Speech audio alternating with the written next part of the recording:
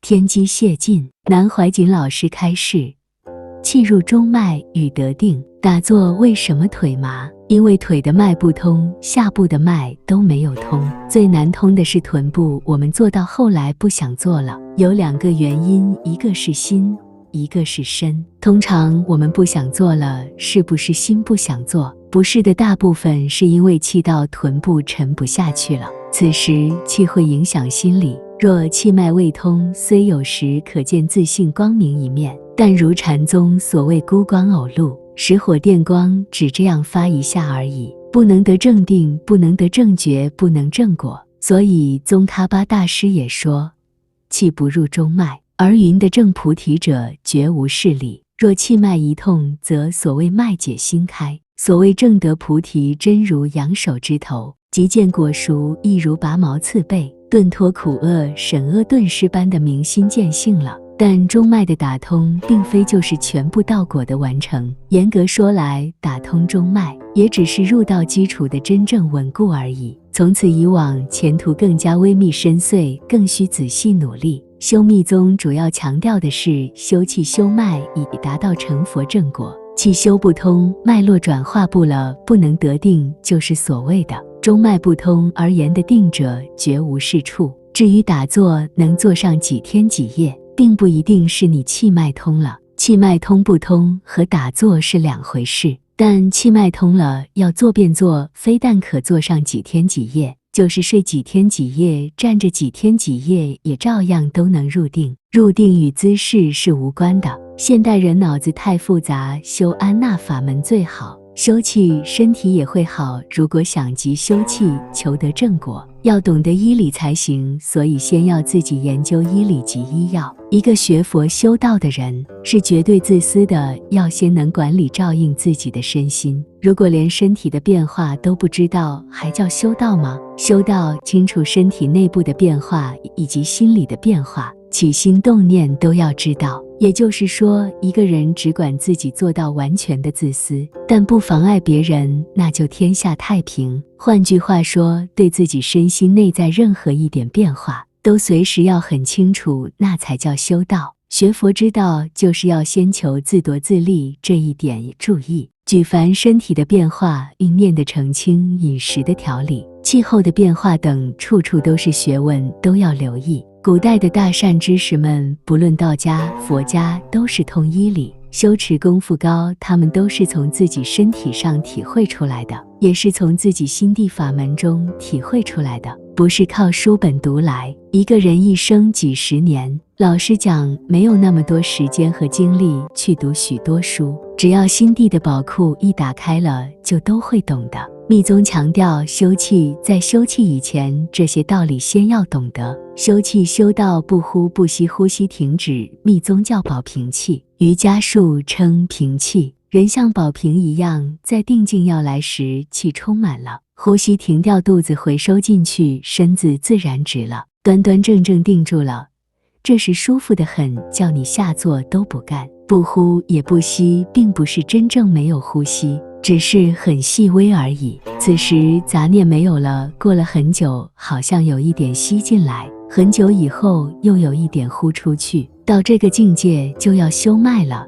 这是唐代以后密宗的说法。知吸冷知吸暖，就是在修脉的境界，但并不是在鼻端知吸冷暖，而是在身体内部。此时在身体内部知道哪里发暖，哪里发冷，这就是后世密宗所说的脉，差不多相对于神经反应，每个细胞的感觉，哪里走得通，哪里走不通都清楚。事实上，脉就是吸的更进一步。打坐为什么腿麻？因为腿的脉不通，下部的脉都没有通。最难通的是臀部，我们做到后来不想做了。有2个原因，一个是心，一个是身。通常我们不想做了，是不是心不想做？不是的，大部分是因为气到臀部沉不下去了。此时气会影响心理，凡夫的心不能转物。唯物思想家认为，人的思想受物理影响，并没有错，只是这个说法只适应在凡夫的境界上。气也是物，所以我们做到某一阶段时，因为气到臀部沉不下去了，无形中脑神经紧张起来，心里就坐不住了，只好下坐。如果气从臀部通到大腿膝盖，一节节通下来，要经历过痛痒、麻胀、冷热，甚至两腿发烂，最后等气一走通，忽然就好了。古代修行人修持精神很可佩，既把身体内部的脏东西逼出来，逼到身体都烂了，他们也能把色阴看空，毫不在乎。现在的人有福气了，只要吃消炎药、打消炎针就行。待气到了足心，才能谈得到三脉七轮，气脉打通了，准可得定的哪种定？定有百千三位，每种不同，而我们却以为只有一个禅。所以说，为何禅宗以后更无禅是真悟了不少人。真正把中脉打通了以后，一坐一定闭着眼，满天星斗看得清清楚楚。密宗所讲的是真事，那个情景就像太空船进入太空的境界一样，这就是宇宙的奥秘，生命的奥秘。上次太空船进入太空的整个过程，每一秒都留意其变化，注意宇宙间的法则是否和人体是一样的，结果发现完全一样。由此更证明佛法显密所说的修持经验一点都没有错，错在我们自己不用功，没有修正到。如何修正佛法？无论红教、花教、白教、黄教如何分派，综合各派理论，主张从这个凡夫业报身起修，必须先转化业气。人身有三脉七轮，必须修气、修脉等等。在西藏，如果这样说法，可就发财了，必须要收大供养，磕头前门上栓，后门上杠，且要大护法现身才能说，不然下地狱。将气脉打通了，业气净化，转了色身，才能得定，否则色身没有绝对的健康，即不能得定。若气脉未通，能证的菩提者，绝无是处，都只是幻境罢了。气脉真正打通，见了空性，才能得大成就，才能证菩提。临走时，才能像莲花生大师一样，骑白马腾空而去。如果想留点东西在人间做纪念，就留下10个指甲，或显现神通，画一道红光而去。例如木讷祖师是宋元间最苦修、最有成就、最有名的密宗大祖师。成就后问某法师：虚空是空的吗？法师说当然是空的，但他却说是有的，乃爬到虚空中翻跟斗树蜻蜓的。又只得问：地是实的吗？法师说当然是实的。于是木讷祖师乃钻到地中，钻进钻出，如在游泳池游泳一般。又问：大殿中石头柱子是空是有？法师说当然是实有的，师乃用手在石柱子，柱身横柱，绕来绕去，过来过去，若虚空然。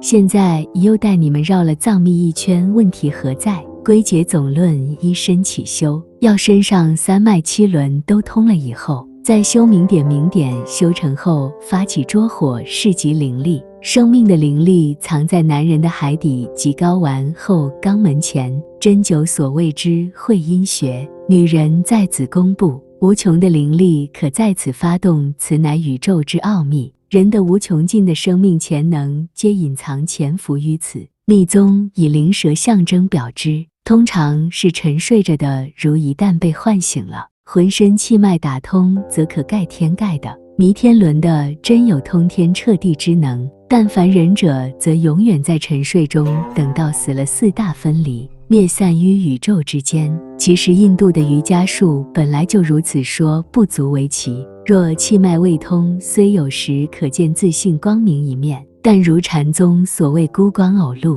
石火电光，只这样发一下而已，不能得正定，不能得正觉，不能正果。所以宗喀巴大师也说，气不入中脉，而云的正菩提者绝无是理。若气脉一痛，则所谓脉解心开，所谓正得菩提，真如仰手之头，即见果熟，亦如拔毛刺背，顿脱苦厄，审恶顿失般的明心见性了。所以又说，释迦牟尼在雪山7年修行，并未见到，在菩提树下7日气脉打通，仰手见明星，使阔然大悟者，即此理也。他是坚持这个理论。至于老年人生理机能不起作用，并非有道，而系生命能之暖。受食薄弱无生机，必须引发生机而又不犯淫，再以灵力打通气脉，即多一道手续，使能通天彻地，非密宗原语，借用语明心见性。但我以上所讲的都属于藏秘部分。人参背脊有33节，配上8块盖骨，先要将一节节不充满的骨髓填满了，才能谈到气脉。一般学密宗者，身内气脉有一点点流动，即说气脉通了，肚子里火辣辣一点烫，即以为着火起来。其实这只是初步发暖而已，早得很哩。若是真气脉来，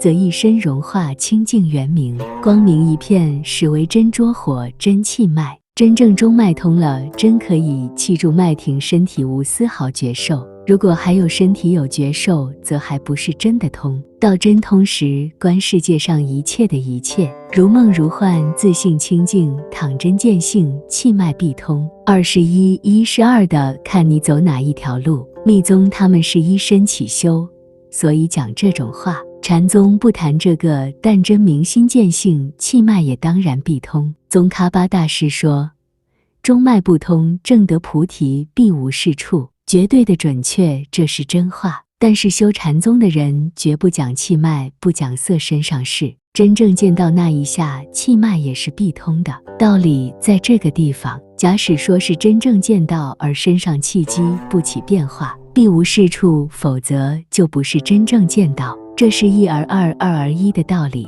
所以这一句话的结论呢，就是必须要气脉通才能见菩提，这对不对？绝对的对，这个意思懂了吧？六祖开悟时说，何其自性本自清净，何其自性本不生灭，何其自性本自具足，何其自性本无动摇，何其自性能生万法，不需要用力，它自然就到了。假定说真见性的人，气脉不一定会通的。那六祖第一个骗了人，释迦牟尼佛更骗人。怎样叫做何其自性本自具足呢？习禅录影讲到中脉，又是一个非常有趣的问题。据我所知，对于这个问题，在道密两家之间都有中脉究竟是有形或无形的论辩，以乃中脉是否就是督脉与任脉的疑问。其次还有认为只有真正修习密宗者才能了解中脉，原始的道家本来就不知有中脉的存在，所以道家的修法并非究竟等等的争论。关于道密两家对中脉认识问题的论辩，实在是一个误解。如果只根据宋元以后的丹经道书来讲，他们言不及中脉，那是事实。唐史研究中国自古以来传统道家的方术，便不能忘记《黄帝内经》与《黄庭经》等。内经早已有了冲脉之说，不过在内经上的名称称它为冲脉而已。《黄庭内景经》的中黄便是以中宫为主，只是没有像密宗与瑜伽术的特别强调中脉而已。了解了这个观念以后，再来研究中国传统文化中正统的丹道，并没有认为督脉或任脉就是中脉的道理，因此根本用不住非常吃力地去为它辩护了。宋元以后的丹经许许多多只是一篇之见，一德之论，一家之言，并不足以概括正统道家的全环，这是绝对不可以误解谬认的事实。道家所谓的打通奇经八脉，如果没有到达充气以为和乃至黄中通理，正位居体美在其中而畅于四肢的实际境界，那就根本全是空言，更无法了解中脉真通的景象了。如果功夫到达奇经八脉完全打通，有了充气以为和的境界时，那便有庄子所谓的堕肢体，没有身体四肢的感觉，处聪明，绝对没有妄想，离形去之，同于大通，此谓作妄。此时中脉的功能发动，首先便有引申上下通于无际的觉受，自然而然便呈现理青天无片云的晴空境界，甚至无论白天黑夜，满天繁星呈现眼前，犹如掌中观安摩罗果一般。平常所有的知觉和感觉状态一起忘却，无疑所有人我是非等等世俗观念完全远离消散。但中脉的打通并非就是全部道果的完成，严格说来，打通中脉也只是入道基础的真正稳固而已。从此以往前途更加微密深邃，更需仔细努力，的确非有名师指点不可。此外，在打通中脉之前，当然先由左右二脉的通畅开始，但左右二脉的通畅也并非只靠瑜伽的呼吸气功便可奏效。真正打通左右二脉的人，外形的证明从头颈的圆满状态和颈部左右两大动脉管的平满，以及颈有圆圈的象征可以得知，否则尽是误人误己的空谈，毫无实益。静坐修道与长生不老。感谢点赞、订阅、分享。